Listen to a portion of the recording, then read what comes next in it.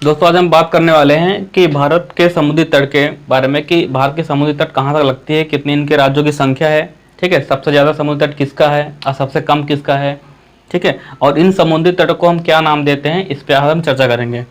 तो सबसे पहले मैं आपको बताना चाहूँगा कि इसके पहले वाली वीडियो अगर आपने नहीं देखी है तो उसको प्लीज़ जाके देख लीजिए, क्योंकि ये आपका सेकंड वीडियो होगा।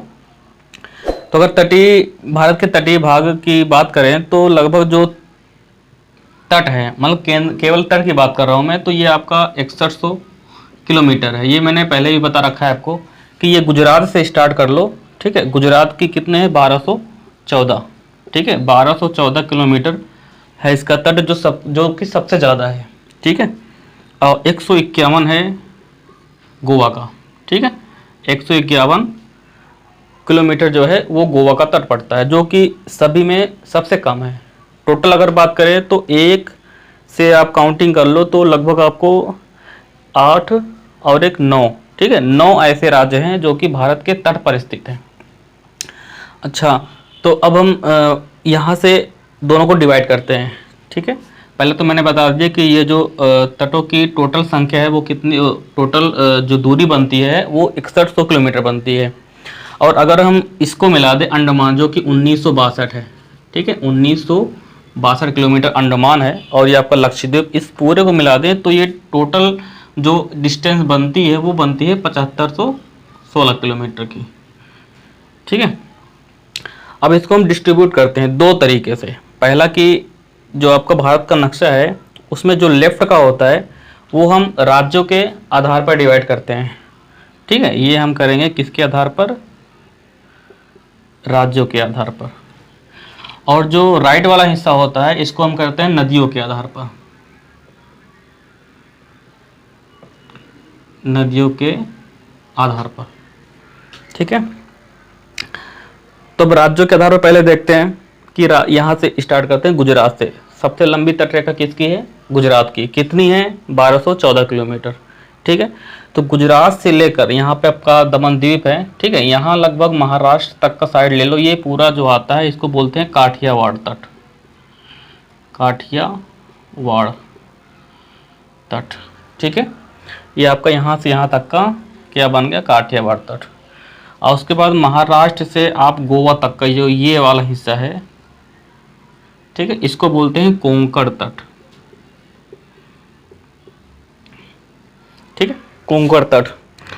उसके बाद गोवा से लेके यहाँ आपका कर्नाटक तक का, ठीक है, ये जो कर्नाटक तक का हिस्सा आता है इसको बोलते हैं केनारी, ठीक है, या कन्नड़ तट,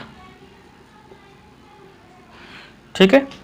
कर्नाटक तक का जो पार्ट आता है इसको बोलते हैं केनारी या कन्नड़ तट। और उसके बाद केरल तक का पार्ट, ये तो सबको मालूम होगा, इसको बोलते हैं मालाबार, मालाबार तट।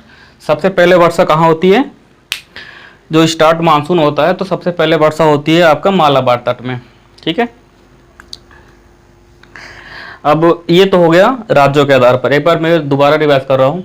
गुजरात का जो ये तट है, महाराष्ट्र तक का हिस्सा जो आता है इसमें, ठीक है, ये आता है किसमें, काठियावाड़ में।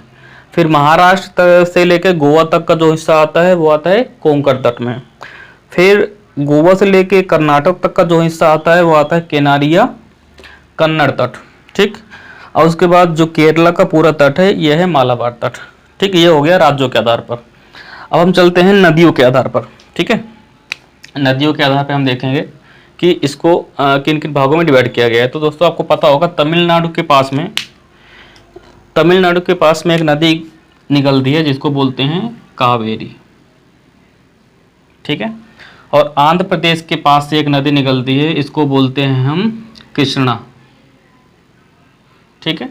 और एक नदी और निकलती है आपकी उड़ीसा से, इसको बोलते हैं महानदी, ठीक है। और एक नदी और निकलती है कहाँ से, ये पश्चिम बंगाल से, इसको बोलते हैं कौन सी नदी, हुगली नदी, ठीक है। तो इसको दोस्तों क्रम से याद रखिएगा। सबसे नीचे कौन सी है, कावेरी जो तमिलनाडु से जाती है, कृष्णा जो है आंध्र प्रदेश से हो गई, उड़ीसा में आपका महानदी है, और हुगली आपकी पश्चिम बंगाल की हो गई, ठीक है। अब नदियों के आधार से देखते हैं तो ये आपका कावेरी से लेकर कृष्णा तक का जो पार्ट होता है ये आपका कहलाता है कोरोमंडल। कोरोमंडल तट, ठीक है। कावेरी से लेकर कृष्णा तक का कोरोमंडल तट, और कृष्णा से लेकर महानदी तक का जो आता है इसको बोलते हैं उत्तरी सरकार तट। उत्तरी सरकार तट। अब महानदी से ले लो और हुगली तक की, ये जो आपकी हुगली नदी है, ठीक है, यहाँ तक का जो पार्ट आता है इसको बोलते हैं उत्कल तट, ठीक है, उत्कल तट। मैं दोबारा रिवाइज कर रहा हूँ। कावेरी नदी कहाँ है आपकी? तमिलनाडु से। तो नदियों के विषय में हम अच्छे से चर्चा करेंगे। नदियों पे हम एक वीडियो बनाएंगे अच्छे से प्रॉपर, जिसमें जितनी भारत की नदियाँ हैं उन सबको अलग करके, इधर सिंधु वाला जो पार्ट है वो अलग कर देंगे, ठीक है। प्रायद्वीपीय भारत की नदियाँ जो है उसको अलग कर देंगे, ठीक है। अलग अलग करके हम अच्छे से पढ़ेंगे।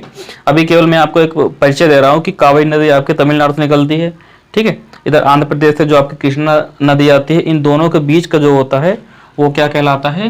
कोरोमंडल तट, ठीक है। फिर कृष्णा से लेके महानदी का चक्कर जो पार्ट होता है वो होता है आपका उत्तरी सरकार, और महानदी से हुगली नदी तक का जो पार्ट होता है उसको बोलते हैं उत्कल तट। तो दोस्तों शायद आपको ये याद हो गया होगा।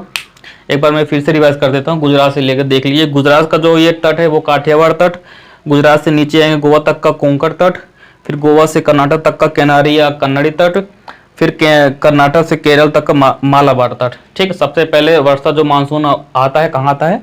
मालाबार तट पे, ठीक है। मसालों की नगरी केरल, मालाबार तट। फिर तमिलनाडु से ले लो आप कावेरी नदी से कृष्णा नदी तक का कोरोमंडल तट, ठीक है। लौटते मानसून से वर्षा कहाँ होती है? तो आप कोरोमंडल तट का नाम बताएंगे। एग्जाम में अक्सर पूछा जाता है कि लौटते मानसून से वर्षा कहाँ होती है? तो कोरोमंडल तट पे होती है, ठीक है। फिर कृष्णा से महानदी तक का जो पार्ट है ये आपको उत्तरी सरकार तट, और महानदी से हुगली तक का जो ये है यह है उत्कल तट। तो दोस्त शायद आई होप आपको ये अच्छे से याद हो गया होगा। अगर कोई भी दिक्कत होती है तो आप कमेंट बॉक्स में कोई भी क्वेश्चन पूछ सकते हैं, और ऐसे ही वीडियो पाने के लिए आप चैनल को सब्सक्राइब कर लिए, जैसे कि आपको नेक्स्ट नोटिफिकेशन मिलती रहे, ठीक है। Thank you.